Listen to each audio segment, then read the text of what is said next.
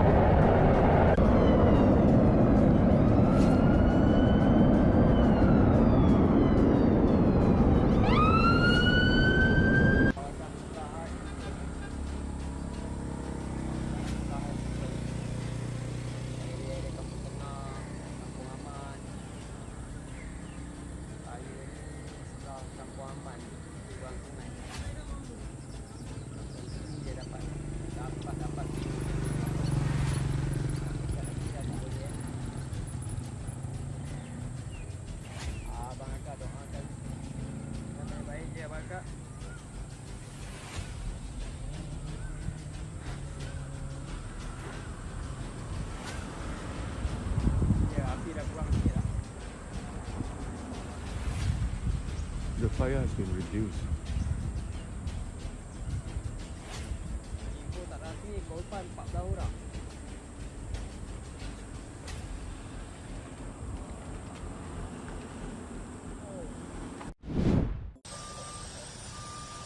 A lightning strike on an oil tank caused a large fire west of Baton Rouge, Louisiana.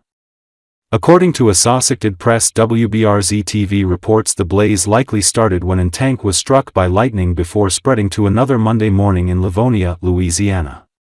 Paul Pinsonat, District Fire Chief at Baton Rouge Fire Department, said the fire started around 6 a.m. local time and they didn't have enough foam to put it out, so they sprayed water on it to control it until they could get more foam.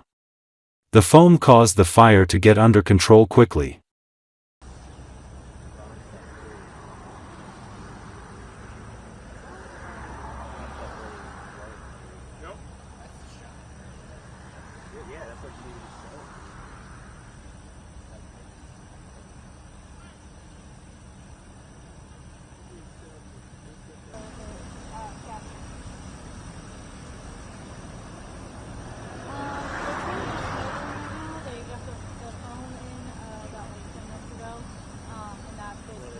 Yes, so this is probably our 3rd or 4th one in the last maybe 5-6 years that actually lightning has struck it and we get there and the top of it's blown off. You can see the top on the ground in pieces.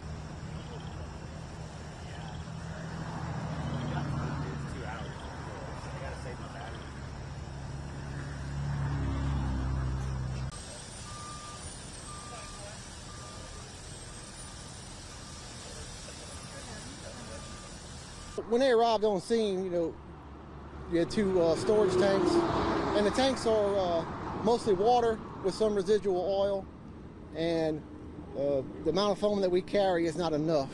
So we just had to keep it off of the other tanks until we could get some partners to come out here, supply the foam, enough foam for us to put the fire out. So it was just us kind of like holding the fire until we could get our resources. Where's that from?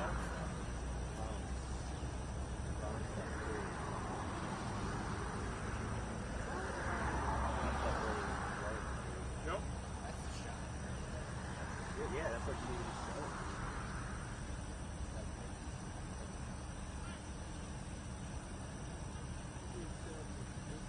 show. So it's a fiberglass tank. Apparently lightning hits it, and I guess the amount of energy that lightning's put out in heat is heating it up and blowing the top off. I don't know the exact science, but that's just theory and what we've seen. So.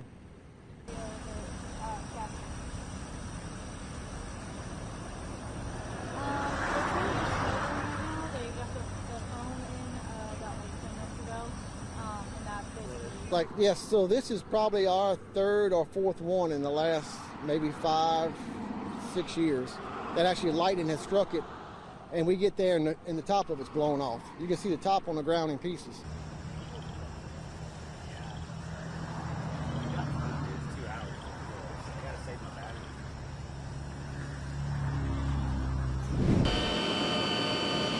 In a joint military operation with the United States, 17 alleged members of the Tren de Aragua and MS-13 gangs were transferred from the U.S. to the high-security prison in Tecoluca, El Salvador. This operation is another step in the fight against terrorism and organized crime, President Nayib Bukele posted on X.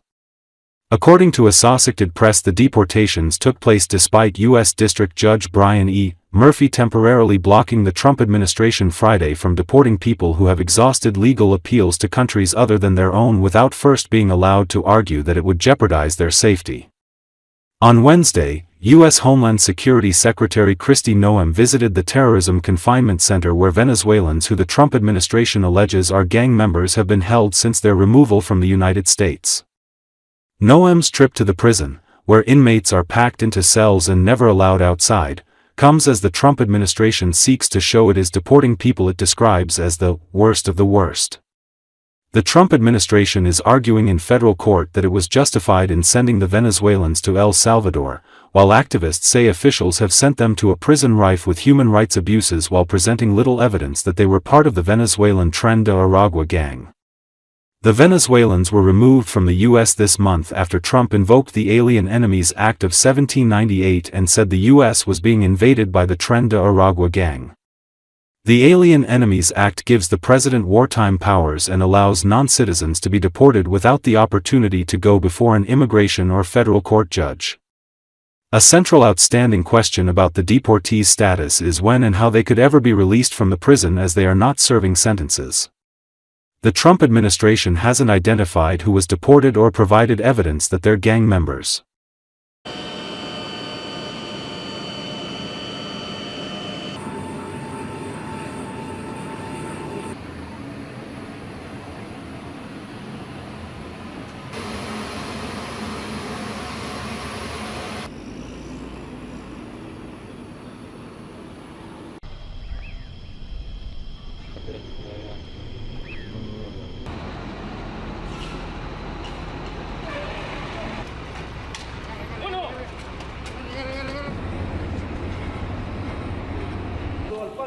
Llegue.